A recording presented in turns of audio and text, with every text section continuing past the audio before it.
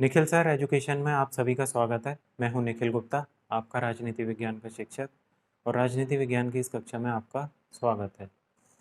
इस समय हम अध्ययन कर रहे हैं भारतीय स्वतंत्रता संग्राम आंदोलन तथा संवैधानिक विकास विषय का, और इस कड़ी में आज हम अध्ययन करेंगे उदारवादी आंदोलन का। उदारवादी आंदोलन जिसकी शुरुआत 1885 से मानी जाती है और इसका समय 1905 तक है। तो आइए शुरू करते हैं उदारवादी आंदोलन। यदि भारत के स्वाधीनता आंदोलन को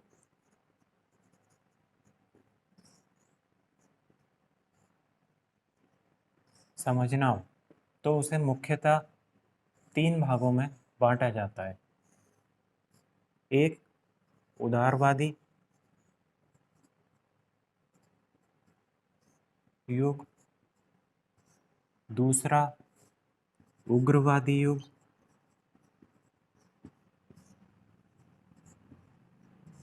और तीसरा गांधीवादी युग।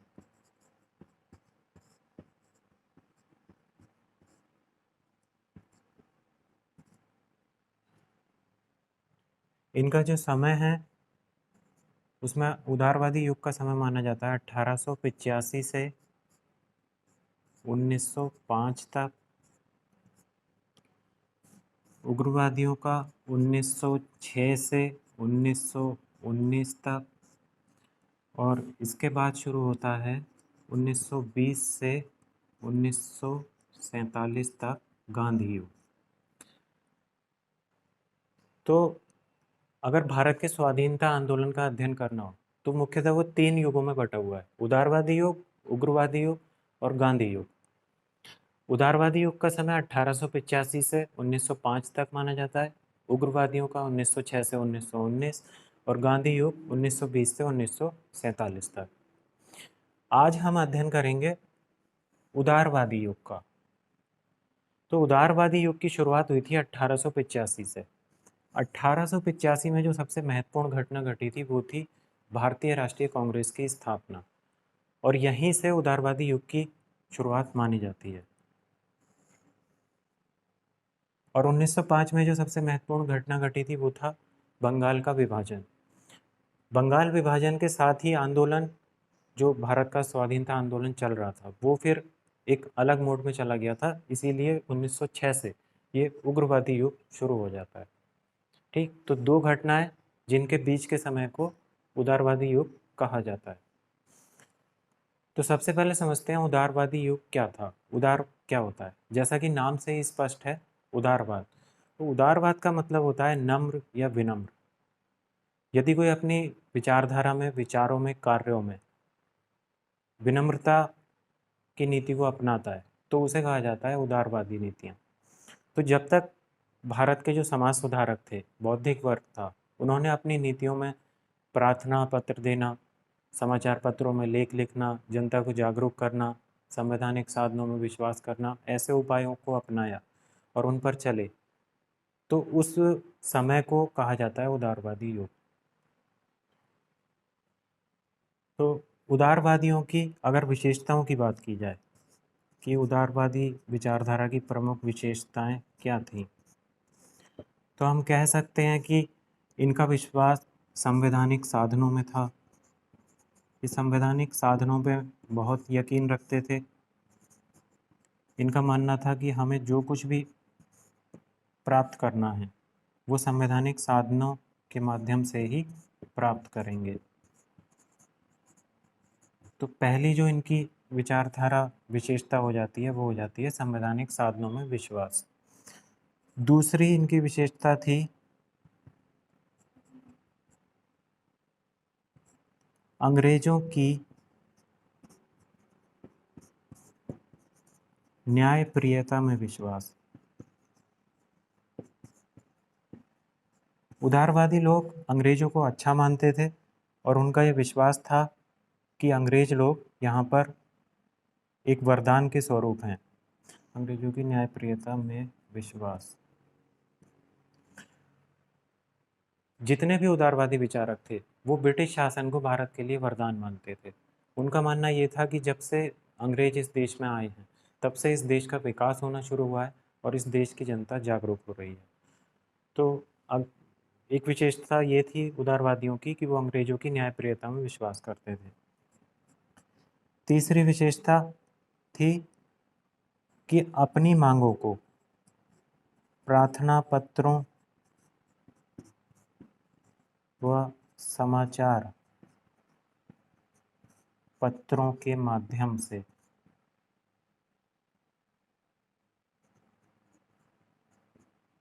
ब्रिटिश साम्राज्य तक पहुंचाना। तो इनकी जो नीति थी वो थी प्रार्थना पत्र देते थे, ये समाचार पत्रों में लेख लिखते थे या अपने जो प्रतिनिधि मंडल हैं ये कुछ ग्रुप बनाते थे और फिर ब्रिटिश शासन के पास जाते थे। प्रतिनिधि मंडलों को शासन के सम्मुख भेजना। ठीक, तो अगली विशेषता उदारवादियों की थी अपने प्रतिनिधि मंडलों को शासन के सम्मुख भेजना। तो ये इस तरह से उदारवादियों की प्रमुख विशेषताएं थी। संवैधानिक साधनों में विश्वास करते थे, अंग्रेजों की न्यायप्रियता में विश्वास करते थे, प्रार्थना पत्रों की नीति अपनाते थे और प्रतिनिधि मंडलों को शासन के सम्मुख भेजा करते थे। ये किसी भी रूप में हिंसा को, बहिष्कार को अपनाना नहीं चाहते थे। इनका मानना था कि यदि ये इस तरह की कार्रवाई करेंगे तो इसके दुष्परिणाम सामने आ सकते हैं। आइए अब आगे बढ़ते हैं और जानते हैं कि इनकी प्रमुख मांगें क्या-क्या थीं। जो उदारवादी आंदोलन था, इसकी प्रमुख मांगें थीं कि जो अंग्रेज सरकार सैनिक व्यय कर रही है उसमें कमी हो।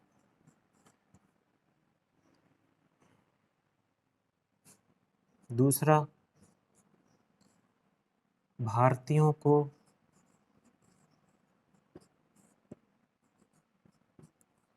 सैनिक प्रशिक्षण दिया जाए।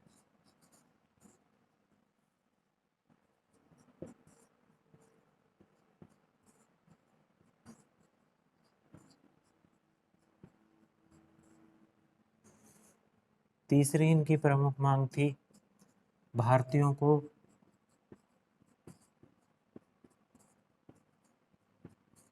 उच्च पदों पर नियुक्त किया जाए।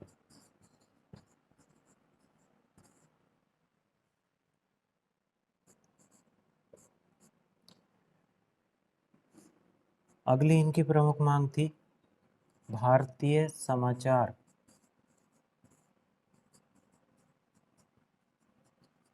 पत्रों पर से प्रतिबंध समाप्त किए जाएं।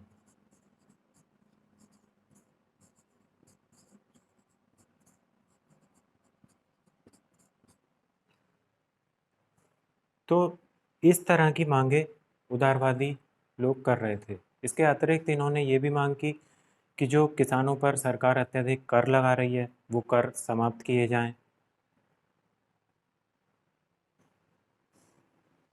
प्रमुख विशेषताएं हो गई, मांगे हो गई। आइए अब समझते हैं उदारवादी आंदोलन की प्रमुख दुर्बलताएं।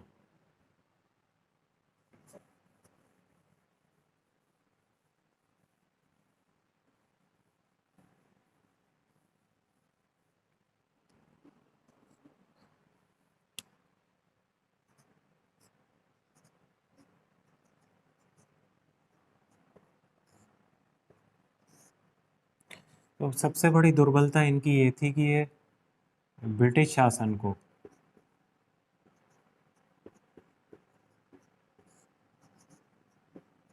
वरदान मांगते थे। आगे चलकर इनका ये भ्रम दूर हुआ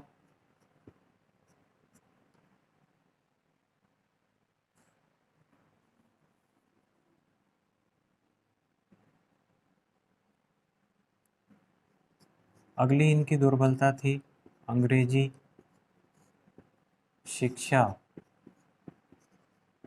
में विश्वास। अधिकांश उदारवादी अंग्रेजी शिक्षा को बढ़ावा देने के पक्ष में थे। आगे चलकर ये मान्यता भी गलत साबित हुई।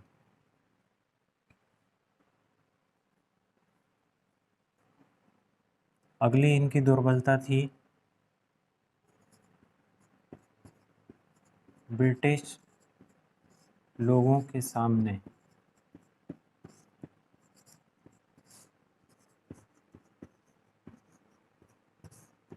अपनी मांगों को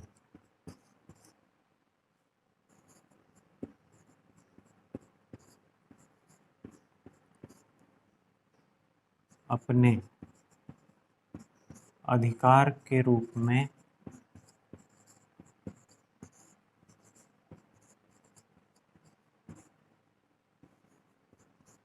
ना रखना।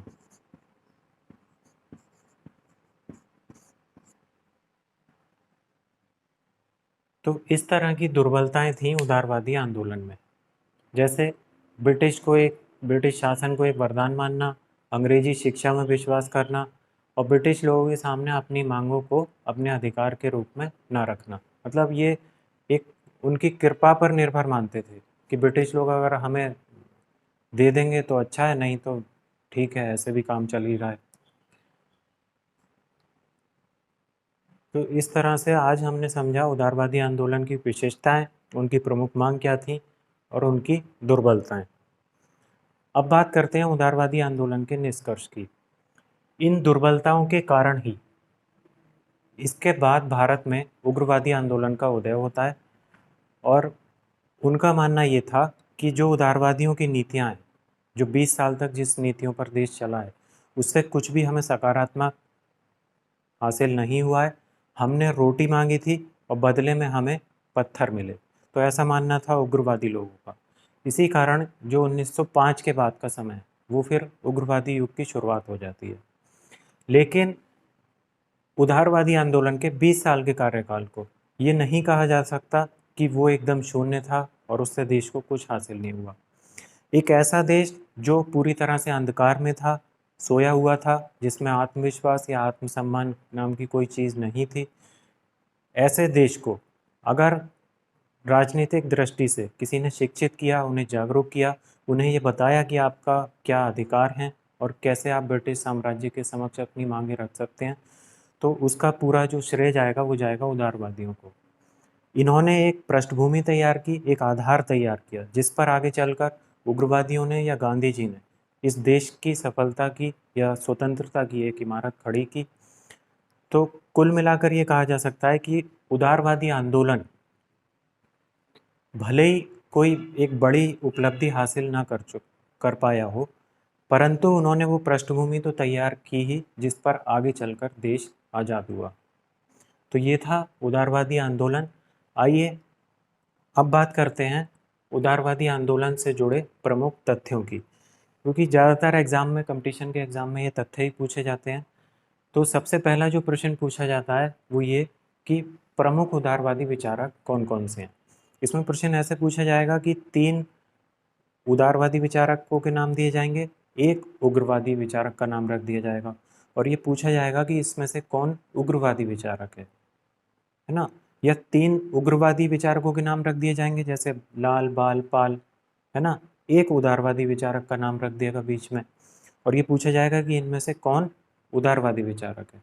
तो आपको ये जो 4 नाम है ये बड़े ही महत्वपूर्ण है, ये ध्यान रखने हैं। जैसे सबसे प्रमुख जो उदारवादी विचारक हैं वो हैं गोपाल कृष्ण गोखले। गोपाल कृष्ण गोखले, जिन्हें महात्मा गांधी का राजनीतिक गुरु भी कहा जाता है।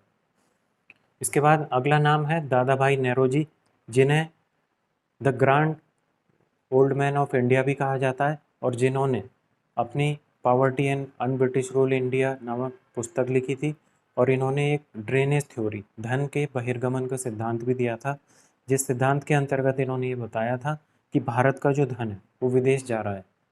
ठीक। अगले थे सुरेंद्रनाथ बनर्जी, जिन्होंने ICS की परीक्षा पास की थी। और उसके बाद आते हैं फिरोज शाह मेहता। इन्होंने बॉम्बे प्रेसिडेंट्स एसोसिएशन की स्थापना की थी 1885 में। तो इस तरह से हम देखते हैं कि प्रमुख जो उदारवादी विचारक हैं वो हैं गोपाल कृष्ण गोखले, दादा भाई नौरोजी, सुरेंद्र नाथ बनर्जी और फिरोज शाह मेहता। तो ये 4 नाम आपको ध्यान रखने हैं, अक्सर इन्हीं पे प्रश्न पूछे जाते हैं। अगला प्रश्न जो पूछा जाता है वो ये कि ईस्ट इंडिया एसोसिएशन की स्थापना किसने की? तो ये की थी दादा भाई नौरोजी ने।